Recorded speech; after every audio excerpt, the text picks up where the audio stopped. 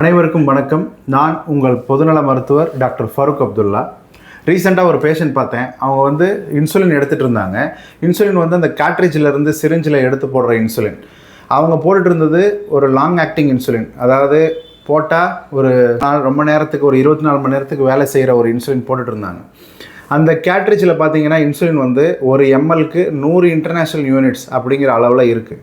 ஆனால் அவர் போட்டுட்டு இருந்த சிரிஞ்சை வாங்கி பார்க்கும்போது தான் தெரிஞ்சுது அவர் 40 இன்டர்நேஷ்னல் யூனிட் பெர் எம்எல் அப்படிங்கிற அளவில் வழங்குகிற சிரிஞ்சில் இன்சுலினை எடுத்து போட்டுட்ருக்காரு. நம்ம எல்லோரும் பண்ணுற தப்பு என்னென்னா, இன்சுலின் எந்த கேட்ரேஜ் எந்த எம்எல் லெவலில் இருக்கோ, அதாவது இன்சுலினில் 100 இன்டர்நேஷ்னல் யூனிட் பெர் எம்எல்னால் நீங்கள் போடுற சிரிஞ்சும் அதே அளவில் தான் இருக்கணும். அந்த மிஸ்மேட்ச் நடக்கும்போது அவர் என்ன பண்ணிகிட்டு இருந்திருக்காரு அப்படின்னா, இந்த 100 இன்டர்நேஷ்னல் யூனிட் பெர் எம்எல்ல ஒரு எம்எல்க்கு 100 யூனிட் இன்டர்நேஷ்னல் யூனிட் இருக்குது insulin. So highly concentrated insulin அதில் இருக்குது. அதை எடுத்து 40 யூனிட் சிரிஞ்சில் எடுக்கும் பொழுது அவர் டாக்டர் பரிந்துரைத்த அளவை விட 2.5 மடங்கு அதிகமான டோஸில் இன்சுலினை போட்டுட்டு இருந்திருக்காரு.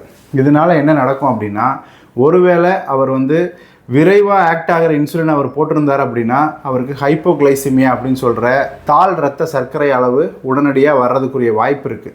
நிறைய பேர் கூற கேட்டிருக்கலாம், நாங்கள் கரெக்டான அளவில் தான் இன்சுலின் போடுறோம், ஆனால் நைட் நேரத்தில் ரொம்ப லோ சுகர் ஆகுது அப்படின்னு சில பேர் கூற கேட்டிருக்கலாம். இது இந்த சிரிஞ்ச் மிஸ்மேட்ச்னால இது ஏற்படுறதுக்கான வாய்ப்பு இருக்குது.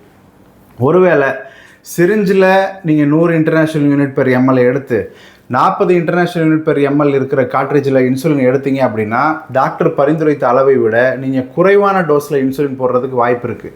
இப்போ என்ன பிரச்சனை வரும் அப்படின்னா, நாங்கள் இன்சுலின் தொடர்ந்து போட்டே தான் இருக்கோம், ஆனால் சுகர் கண்ட்ரோல் ஆகலை டாக்டர்னு சொல்லுவாங்க. ஸோ நீங்கள் இன்சுலின், அதுவும் குறிப்பாக இந்த கேட்ரேஜில் எடுத்து சிரிஞ்சில் எடுத்து போடுறவராக இருந்தால் தயவுசெய்து நீங்கள் உங்கள் கேட்ரேஜை பாருங்கள். அது 100 இன்டர்நேஷ்னல் யூனிட் பெர் எம்எல் அப்படி இருக்கா இல்லை 40 அப்படி இருக்கான்னு பாருங்கள். அதற்கு ஏற்ற மாதிரி சரியான சிரிஞ்சை நீங்கள் வாங்க வேணும். 100னா 100 இந்த சிரிஞ்சு தான் வாங்கணும். 40 கேட்ரேஜ்னா 40 சிரிஞ்சு தான் வாங்கணும். அப்போ தான் உங்களுக்கு சரியான அளவில் இன்சுலின் கிடைக்கும். அதை நீங்கள் உறுதி செய்ய வேண்டும். நன்றி.